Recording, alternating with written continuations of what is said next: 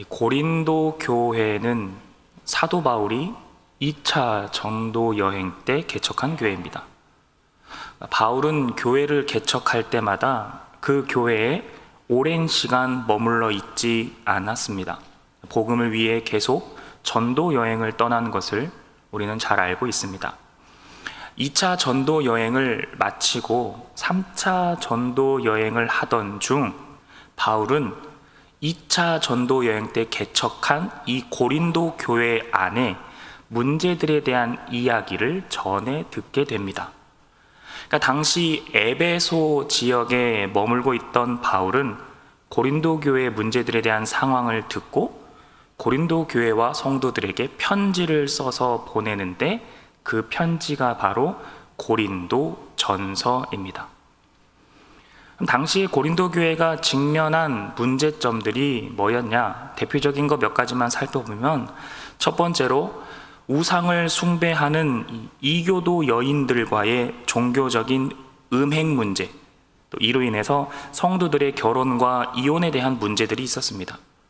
이 고린도 지역은 외부 문화에 특히 종교적인 부분에 있어서 굉장히 개방적이었습니다. 고린도 지역의 가장 높은 곳에는 아프로디테, 그리스 신화에 나오는 미의 여신이라고 하죠. 가장 높은 지역에 아프로디테 신전이 있었고 이곳에는 종교 행위를 가장한 종교적 기생, 창녀, 당시의 여자 사제들이라고 했는데 약 1000여 명이 그곳에서 일을 하고 있었습니다. 그러니까 제사라는 명목으로 음란한 행위들이 그곳에서 행해졌고 고린도 교회의 성도들이 그곳을 왕래했었습니다. 두 번째는 교회 안에 영적 은사에 대한 자랑으로 인한 분열과 분쟁이었습니다. 고린도 지역은 헬라 문화의 중심지입니다. 헬라 문화가 뭡니까? 지혜를 높이 평가하고 철학을 중심으로 사람의 지식을 굉장히 중요시 여기는 그리스의 문화입니다. 그러니까 교회 안에서도 이런 문화가 팽배해지니까 신비한 체험과 은사를 최고의 지혜라고 여기게 된 겁니다. 그러니까 그런 체험, 신비적인 체험이 없는 사람들은 지혜가 없다, 업신여기고 철학적인 지식이 없는 사람들을 무시하기 시작했던 거죠. 교회 안에서요. 세 번째는요, 거짓 교사들, 이단 문제가 심했습니다. 아까 고린도 지역은 외부 문화에 개방적이라고 하지 않았습니까? 그러니까 개방적이다 보니까 고린도 지역에는 다신 사상이 풍부했습니다.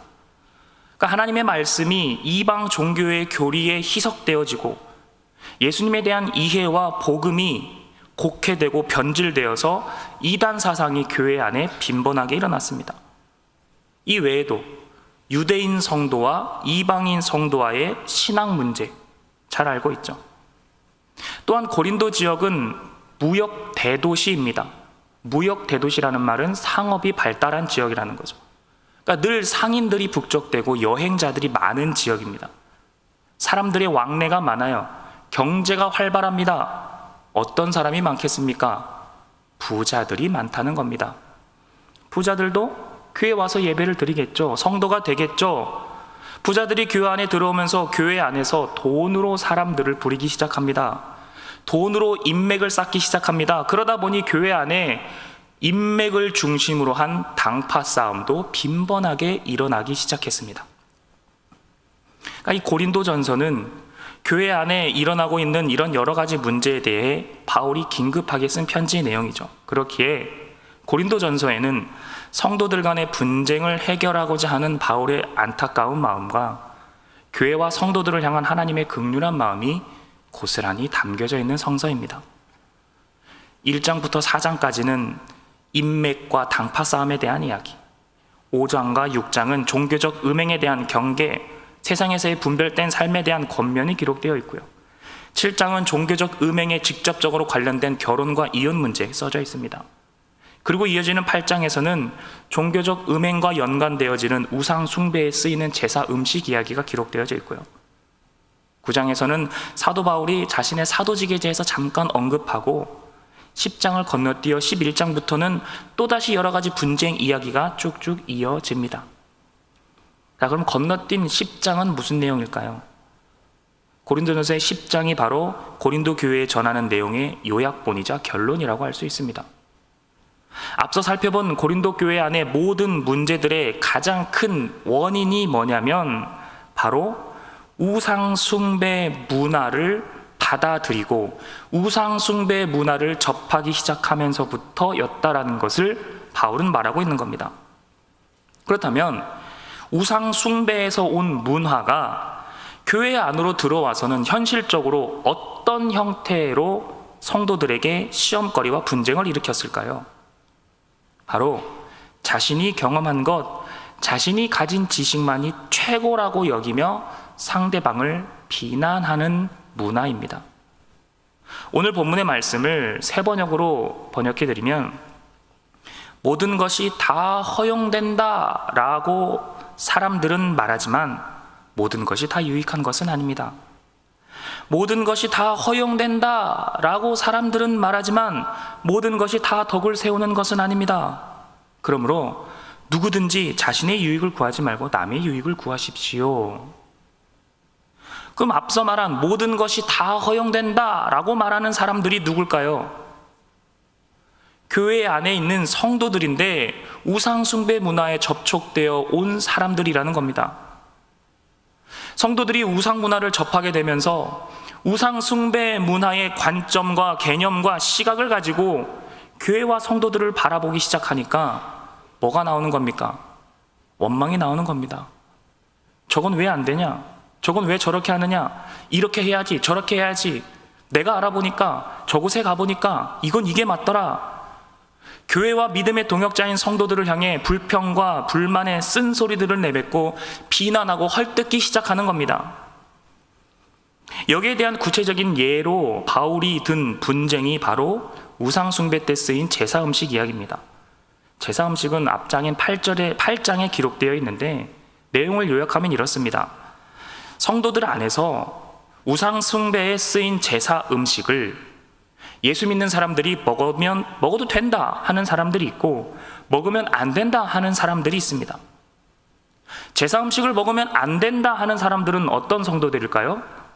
유대인 성도들이겠죠. 아브라함의 혈통으로 율법을 알고 있기 때문에 하나님의 백성이라면 제사 음식을 먹으면 안 된다라는 지식을 가지고 있습니다. 그래서 먹으면 안 된다고 생각하는 겁니다. 제사 음식을 먹어도 된다라고 생각하는 성도들은 누굴까요? 이방인 성도들입니다. 율법을 모르기 때문에 예수를 믿기 전에 삶의 방식을 그대로 가지고 옵니다. 심지어는 예수를 믿고 교회를 다니면서도 아직 복음에 대한 이해와 말씀에 대한 분별력이 부족하기 때문에 제사를 드리는 이방인 성도들도 있습니다. 이들은 예수를 믿고 자신이 하나님의 백성이라는 것을 알고 믿으면서도 제사를 드리고 제사 음식을 먹는 사람들입니다. 자, 그럼 제사 음식 먹어도 될까요? 먹으면 안 될까요? 여기에 대한 바울의 답변이 이렇습니다. 하나님에 대한, 말씀에 대한 올바른 지식이 모든 성도에게 다 있는 것이 아닙니다. 어떤 사람들은 지금까지 우상을 섬기는 습관에 젖어 있어서 우상에게 제사를 드리면 그 제사를 우상이 받는다고 생각합니다. 자신들이 먹는 제사 음식도 우상의 음식이라 생각합니다. 그렇기에 우상 숭배에 쓰인 그 음식을 먹는 것입니다. 그러나 여러분, 음식은 우리를 하나님 앞에 내세우지 못합니다. 음식이 제사에 쓰였다고 하여서 그 음식이 우상의 것이 되는 것이 아닙니다. 왜냐하면 우상은 거짓 신이기 때문에 그렇습니다. 그렇기에 제사 음식 먹지 않는다고 해서 손해될 것도 없고 먹는다고 해서 이로울 것도 없습니다.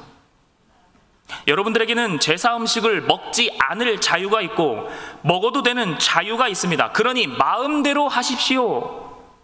단 여러분에게 주어진 그 자유가 믿음이 약한 사람들에게 걸림돌이 되지 않도록 하십시오. 이것이 사도 바울이 말한 답변입니다. 바울이 말한 핵심이 뭡니까? 제사 음식을 먹어도 된다, 안 된다가 아니라 먹든지 안 먹든지 어떤 것을 선택하든 상대방을 생각하라는 겁니다. 제사 음식이 핵심이 아니라 제사 음식을 먹을 때 내 모습을 바라보는 상대방을 바라보라는 겁니다. 그래서 여기에 대한 결론이 바로 오늘 본문 말씀입니다. 모든 것이 가하나 모든 것이 유익한 것은 아니다. 모든 것이 가하나 모든 것이 덕을 세우는 것이 아니다. 내가 보기에 옳다고 생각하는 것이지만 그 옳음이 다른 이들에게 불이익이 될 수도 있고 꼭 공동체의 덕을 세우는 것은 아니니 우리는 조심하고 또 조심해야 된다라는 거죠. 내가 생각하기에 좋게 여겨 행동하는 것이지만 나의 행동이 누군가에게는 불편함이 될 수 있고 내가 좋다 하여 다른 이들도 다 좋아하는 것은 아니니 우리는 분별하고 또 분별해야 된다라는 겁니다. 그러면 어떻게 일을 하라는 겁니까? 오늘 본문의 24절입니다. 누구든지 자기의 유익을 구하지 말고 남의 유익을 구하라. 이 말을 자세히 연결시켜 보면 좀 모순처럼 들리긴 합니다. 나한테 유익이 된다 생각하는 것이 누군가에게 불이익이 될 수 있다면 상대방 또한 본인에게 유익이 된다 하는 것이 나에게는 불이익이 될 수도 있는 거 아닌가? 그렇다면 둘 중에 누군가는 포기해야 되고 누군가는 희생해야 되고 누군가는 손해를 감수해야 되고 결국에는 누군가를 맞춰줘야 된다는 건데 결국 둘 중에 한 사람은 손해보는 거 아닙니까? 네, 맞습니다. 성도는 져주는 사람이 되어야 합니다. 내가 불편을 감수하고 희생하고 포기하고 져주는 사람이 되어야 합니다. 왜 그렇게 해야 할까요? 우리는 성령으로 매듭지어진 사랑의 공동체이기 때문에 그렇습니다. 에베소서 4장 3절에 평안에 매는 줄로 성령이 하나 되게 하신 것을 힘써 지키라 그래요. 주님은 우리에게 지키라고 말씀하십니다. 성령으로 하나 되는 것은 성령님이 혼자 하시는 일이 아니고 우리 안에 평안을 가지고 그 성령으로 우리가 하나 될 수 있게 우리가 지켜나가야 된다는 겁니다. 어떻게 지켜나갈 겁니까? 불편을 감수해야죠. 포기하고 희생해야지요. 그게 힘써 지키는 겁니다. 포기하고 희생하는 것, 지는 것 같죠? 져주는 것, 자존심 상하는 일이죠. 그러나 이런 일들은 내가 희생하는 것으로 끝이 나지 않습니다. 영상 하나 볼까요?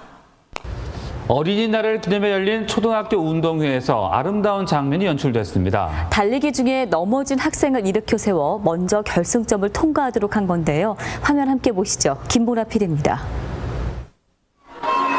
부산의 초등학교 운동장. 6학년 학생 5명이 출발 신호에 맞춰 있는 힘을 다해 내달리고 코너를 돌다 한 명이 넘어집니다. 그러자 1위로 가던 학생이 달리기를 멈추고 넘어진 학생에게 돌아갑니다.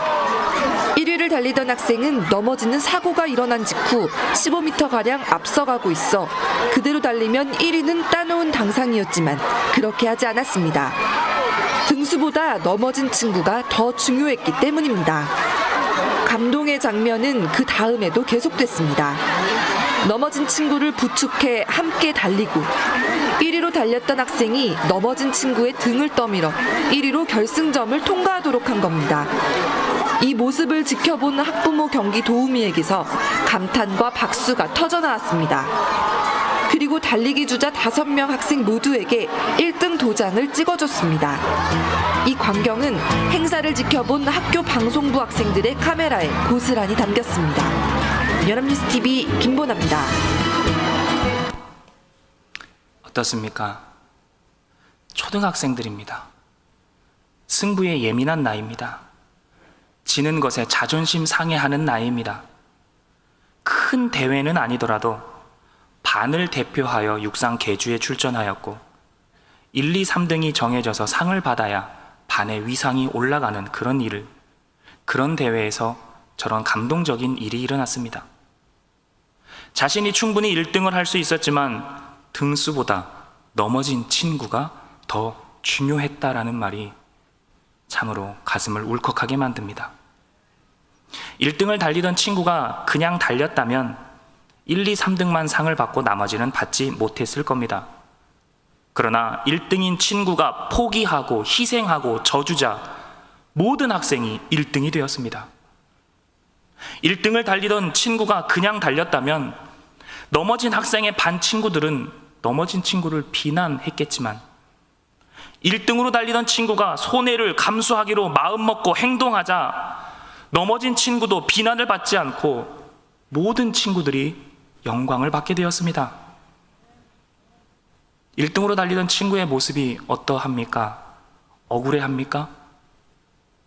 행복해하지 않습니까? 넘어진 친구 한 사람으로 인해 균형이 불균형이 되고 공정이 불공정이 될 뻔한 경기가 한 사람의 희생으로 모두가 감동받고 모두가 1등이 되는 더 멋진 경기가 이루어졌다는 겁니다.